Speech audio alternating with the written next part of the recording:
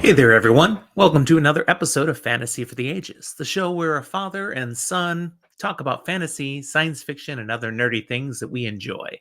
This is a Just Jim episode today. You only have the father here. Zach is off on assignment doing other things. I believe this is the Thanksgiving holiday weekend, so he's off doing family things, just not with this family. Oh well, adulting, it's all that. But I am here with you today for a book blast episode on a book I read recently, which is a brand new novel and just recently now available for anyone to purchase. No, I don't get any money for purchases. Thanks for asking.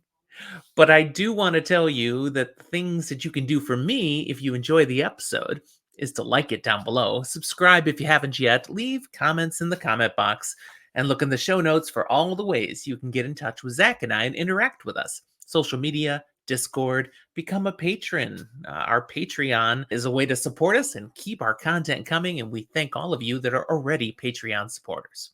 So I'm here to talk about today, right there, Jake the Dragon Talker, book one of the Drakenad Chronicles. I'm not sure I'm pronouncing that right. The first ever book from author Eric Haan. Fun book, not adult fantasy. Very clear here. This is written targeted to middle elementary age. 10 to 12, fifth grade, sixth grade, third or fourth graders or advanced readers will totally get this. Some older readers will still enjoy it too. As an adult, the level was clearly down below what I normally read, but I still found the story interesting. It was not bad in any way, and I'm interested to see what will happen in book two. What are we talking about in this book? Again, book blast, I'm not going to ruin the plot here for you. I'm just giving you a taste, my reactions to Jake the Dragon Talker. What's interesting about this book is, in its purest sense, we're talking about a neurodivergent boy who gets sucked into a fantasy world of magic and dragons and has to figure out what to do to survive. That's it.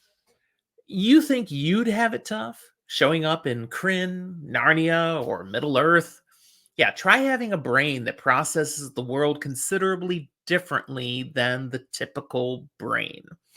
Jake is a young boy, think fifth grade, who has figured out how to successfully navigate his own surroundings and environment, home, school, some limited friendships, when he knows his brain does not work like other people's. It processes uniquely. He only finds peace with comfortable routines, with knowing what's going to be expected. He does not like surprises. He has to have things clean and sanitary, a certain order for him to be at peace. So imagine when he wakes up in a forest in a world completely different from what he knows. This is a much higher level challenge than if it should happen to you or I, and it would be a big challenge for any of us. This is, as I said before, author Eric Haan's first novel. It doesn't really show. This is a well-written book with a lot of work that's gone into the background, into the world building, and certainly into the creation of this protagonist. I said this protagonist, Jake, is neurodivergent. He's written in a manner that is empathetic and understandable. You really are able to get inside his head and to see how things are a little different for him and how he knows things are a little different, the way he processes, and yet it's not a problem. It's not an excuse. It's just how he is. And he takes the world on as he can. I love that. Some authors may try to shoehorn such a character into their writing to be more appropriate for modern day readers. Eric crafts Jake as the main character. The neurodivergence is a critical part of who this young man is, not just some side thing he has to deal with. No, it's part of his essential makeup. And Eric gives it just the right touch of realism and credibility so as to not make it something hokey, just something to attract readers. This element of the story is really well done and actually necessary to the story being told.